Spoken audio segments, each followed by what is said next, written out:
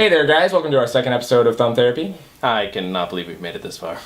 Today we're going to be jumping into our top 3 most anticipated titles for 2015. As well as our top number 1 indie game for this year.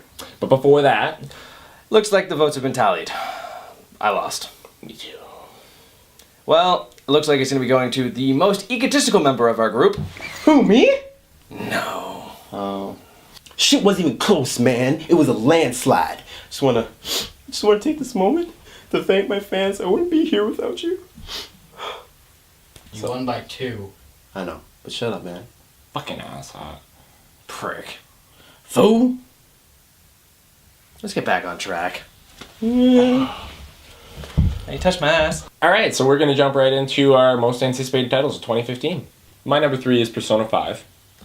Persona 5 is the newest entry in the canon franchise that's known for blending dungeon crawling and dating simulation. They've revealed very little on this new iteration aside from the overall theme of freedom and what it takes for the characters to achieve it.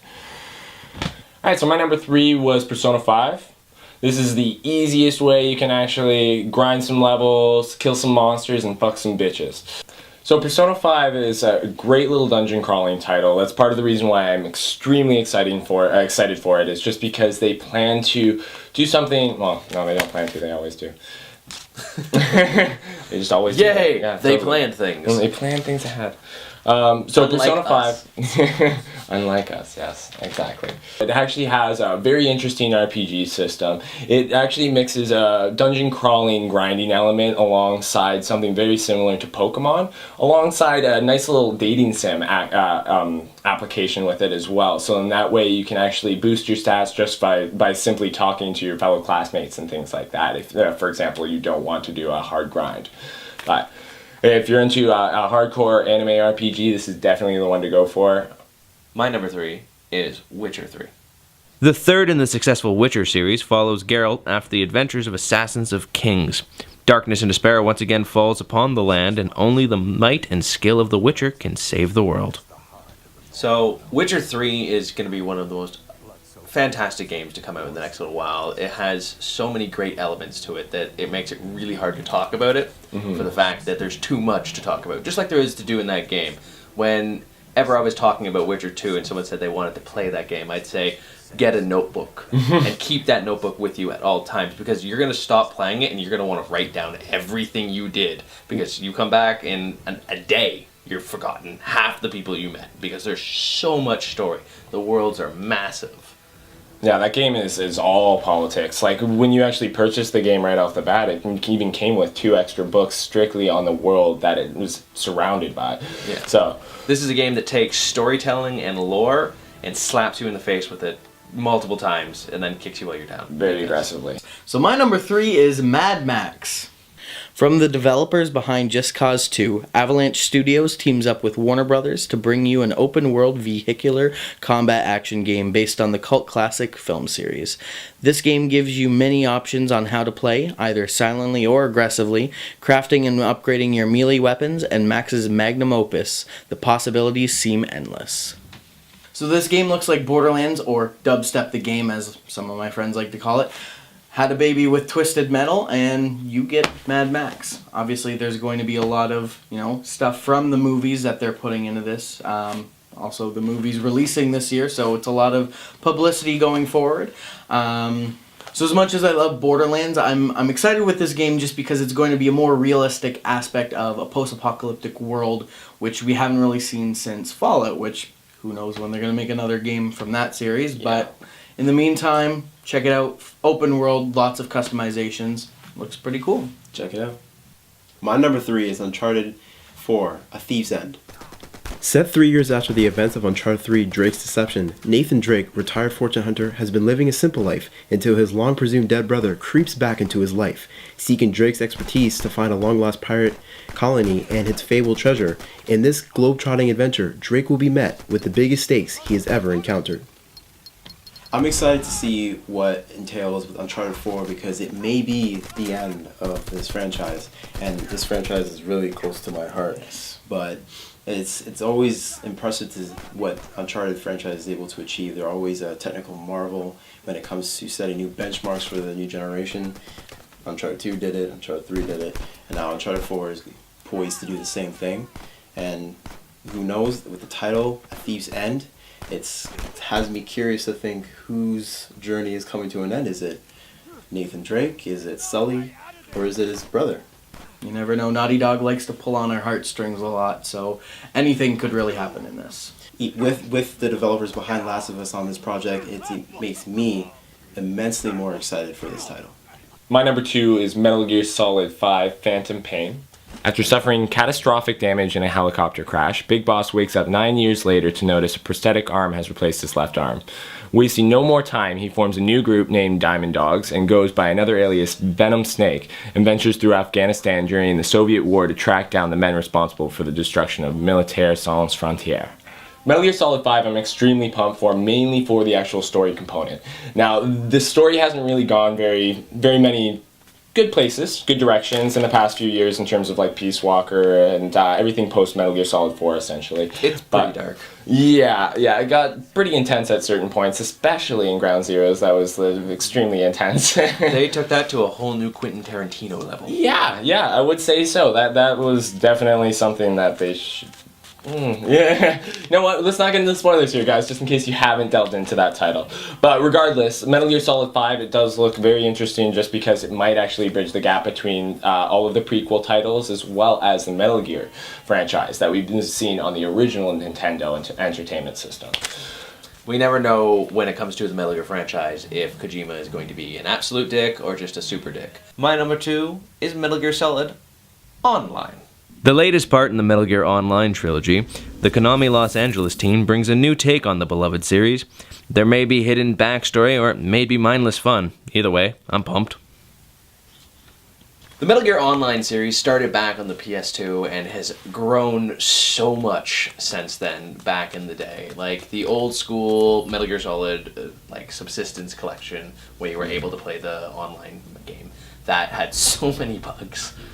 But extremely. Yeah, they've fixed so much from that time period to now, and just how broad they're going to make this game. Like, it's looking like it's going to be 12 to 16 players most likely on a team versus. There's no word if there's going to be bots, which I hope there is. That'd be cool. Yeah. Especially if you're going to bring in that sneaking element. Looks like you're going to have the strategic ability to set up a camp, and one person has to invade that area, and you can set up those defenses before they get there. It's gonna have a lot of strategy to it. And that's one thing I really think that's gonna set this apart from the previous installment on Metal Gear Solid 4 Guns of Patriots is just the fact that we're gonna have that sheer map size on these ones. You're gonna be able to strategize, gonna be able to be stealthy, gonna be able to do everything that you'd want to do in the main game, but actually against your enemies and foes and friends. Yeah. I'm so pumped. My number 2 is Until Dawn. Sony Computer Entertainment brings you yet another exclusive this year with the adventure survival horror developed by Supermassive Games. Until Dawn takes you into the lives of 8 teenagers who go on a camping trip on the anniversary of their friend's death when shit inevitably hits the fan. So as we've already come to learn, I'm a huge fan of survival horror movies. Right? You meant games. I meant games. So as we all know, I'm a big survival horror fan, so Until Dawn had to make it on the list. It's, another Sony exclusive. They generally deliver. What I'm really excited to see is, though, how they amalgamate the elements of creating your own adventure type click style with this game. You're taking control of 8 characters, so they're all going to be intertwined. You actually get to choose who lives and who dies in this game. So endless amounts of endings to this game. You can play this over and over again and probably have different ways it ends. So I'm just really excited to see what they bring to the table. I don't think we're getting anything from Quantic Dream this year, so it'll be nice to have something to fill that spot. My number 2 is The Legend of Zelda Wii U. Nintendo is harkening back to its first entry in one of the most reputable franchises in gaming history, The Legend of Zelda, to bring you an open world adventure bigger than ever before. I'm willing to venture through Hyrule without the recommended Master Sword. Yes, I know it's dangerous, but I'm willing to take the risk. At the moment, it has no title, but we can safely bet we'll know more about Nintendo's console seller at Electronic Expo later this year. Legend of Zelda for Wii U has me excited because they're getting out of the norm. They're straying away from just singular progression through their games, and the formula of going to dungeon, get said weapon, use that said weapon against the boss. That's not going to be the case for the new one. That has me excited because it's going to be exciting every time you play the game. You're not going to go, oh, I know the order, I can beat it just like this, like that, like that. And jumping off Epona, man, just shooting the bow, bam! Yep. My number 1 is Legend of Zelda for the Wii U. Legend of Zelda Wii U is not only going open world, but it'll be doing a non-linear progression system, forcing you to explore every facet of the game to slowly uncover development through the game, much akin to its original. So going back to the non-linear progression with Zelda, this is going to be a very interesting change considering pretty much since the earlier games in terms of the 3D titles, they've really started to promote a much more linear story development. Aside from like the odd quests like the Bigron Sword Quest, for example, or Majora's Mask, which was a brilliant game in terms of non-linearity, but phenomenal. But but other than those titles, they haven't really gone back to that original Zelda kind of feel where you actually have to just explore, find all of these interesting little crevices and cracks and buttons and items, and just being able to find this chain of events that actually happens is going to be so much more fun than just being handed it to you. So, My number 1 is Bloodborne. The spiritual successor to the Demon Souls and Dark Souls series, Bloodborne takes place in the Victorian Addams Family-esque city of Yarnum, whatever, where travelers from all over flock, seeking remedy for their various illness. The citizens soon discover the city has its own sickness, turning its former inhabitants into deranged monsters and demons. So, the next in the Souls series, it's not a Souls game in technicality, but it is from Software, which is spiritual the name. successor. Yeah, it's the name of the development company. It's not a. Fuck it, I'm gonna go back to the beginning of that one. The successor to the Souls series, Bloodborne is going to be an incredibly unique and different feel to its predecessors. It's bringing in a new element, such as the gun. Like, there's several different guns you get to choose from, and it's a class range now. It's not just your standard, hey, be a thief, a prince, a pyromancer, a mage. You don't get to choose in that category anymore. You don't have, like, the small details don't make a difference. It's, the heavy, the light thief guy who's able to dodge around better, but you hit him and he's dead. They're going to bring in a little bit more challenge to it by bringing in a 4-tier class system. And that, to me, seems like a great step in the right direction. Well, it's definitely a lot better in terms of customizability and things like that, because it allows you to kind of delve into those extra classes that you wouldn't necessarily be able to if, for example, they refined you to a very specific class that you were restricted to instead. Yeah. This way, it gives you the opportunity to be a bit of like a mage, wizard, kind of like gunman type deal. Yeah, you can bring in those more insane combos, because the Souls series is not necessarily known for its combos. It's more like sneak around the boss, stab him in the ass 95 times, and hope to God he doesn't kill you with 5% health left. Yeah, that's pretty much it. That's every Dark Souls and Demon Souls game. My number 1 is Star Fox for the Wii U. The 6th entry of the Nintendo original franchise comes back after a 9-year hiatus. Not much has been released on this 3D scrolling shooter game beyond a 2015 release date, most likely in early fall. The Wii U looks to add new features we've never experienced from this title. The one I'm really looking forward to, as I said earlier, a game we haven't seen in 9 years is the new Star Fox game. We haven't seen a Star Fox game since the DS iteration of Star Fox Command, which wasn't that good. The last good one was Assault on the GameCube. That was my personal, one of my favorites since the originals, just because it took the the classic R-Wing adventure, of Star Fox, and mixed it with what they did in Adventures, which also sucked, but they made it work. It was really good. I liked what they did with that. So I'm hoping, again, they haven't announced that far ahead. We know that you're definitely going to be in the R-Wing, and they have cool abilities, like with the Wii Pad. You actually see inside the cockpit of the R-Wing, and then your main screen is classic mode, but it's so cool what the features they're adding. You get to use the Wii Pad with its gyroscopic abilities, which you actually get to control it and move around to target your enemies. So we know that much. We don't know if there's going to be any on-ground, out-of-vehicle mode. Here's hoping. And my number 1 is Batman Arkham Knight. 1 year after the death of the Joker, Scarecrow threatens Gotham with his newly created fear toxin and bombs, which causes a citywide panic. Evacuating over 6 million civilians gives Batman's enemies free reign to succeed in their singular goal of killing Batman.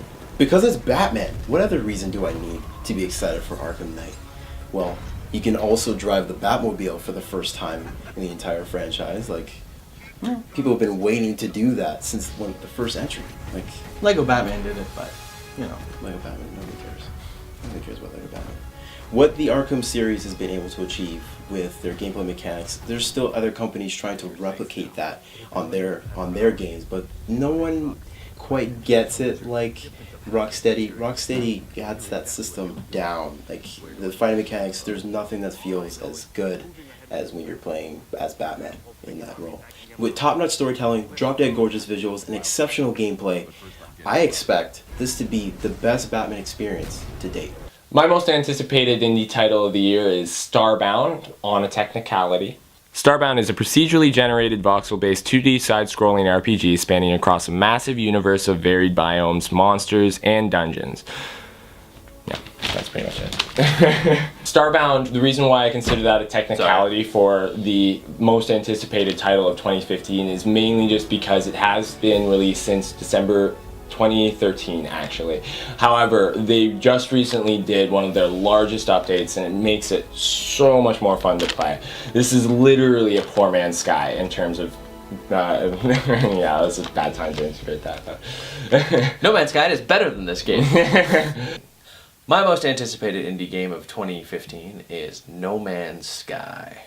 An indie epic space drama spawning the depths of the verse. Hello Games brings us an open universe game that will allegedly take 6 billion years to see it all. From the randomly generated planets and animals, this indie takes the cake for broad scope and unique ideas. No Man's Sky is an upcoming indie game from Hello Games. I am super pumped to play this game as it almost didn't exist, as the company Hello Games, not recently, but back in the day, had a flood and lost pretty much everything. Thankfully, Sony and Microsoft threw a boatload of money at them saying, please make your game so we can make it indie and exclusive. And Sony, I guess, won with that one, so it's going to be on the PS4 exclusively for, I think, 6 months? Something like that. yeah, and it's also releasing alongside PC launch as well, as far as I know. Yeah, it's exclusive to consoles. Let me say that. Not exclusive against the PC Master Race. It's only exclusive against Xbox One because that's... They can't make the Master Race mad. No, they can't do that. So my most anticipated indie game of the year is Everybody's Gone to the Rapture. The spiritual successor of Dear Esther, this first-person adventure game looks to up its ante with new world interaction features. Take over the lives of 6 characters whose stories cross paths during the seemingly beginning of the end. So I'm going to be honest with you, Tim. I don't know shit all about Everybody Goes to the Rapture, but it looks fucking awesome should you play it. But basically it's a point-and-click adventure, something, Telltale, all these games that I'm into does. So, I mean, it looks cool. I'm probably going to like it.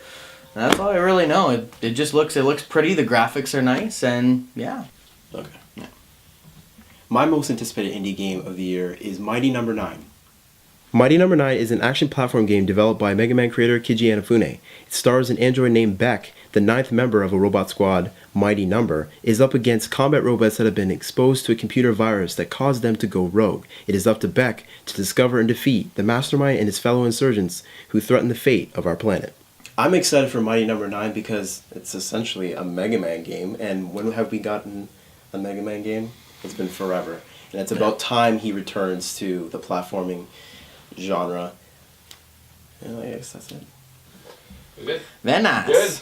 Well, we hope you enjoyed our video. If you'd like to chime in with your most anticipated games of the year, don't forget to comment down below in the comment section. Don't forget to tap that subscribe button to stay up to date with our future content. And make sure to check us out on Wednesday when we give you our thumbs on first view of Dying Light. On our channel or on thumbtherapy.com. See you next time.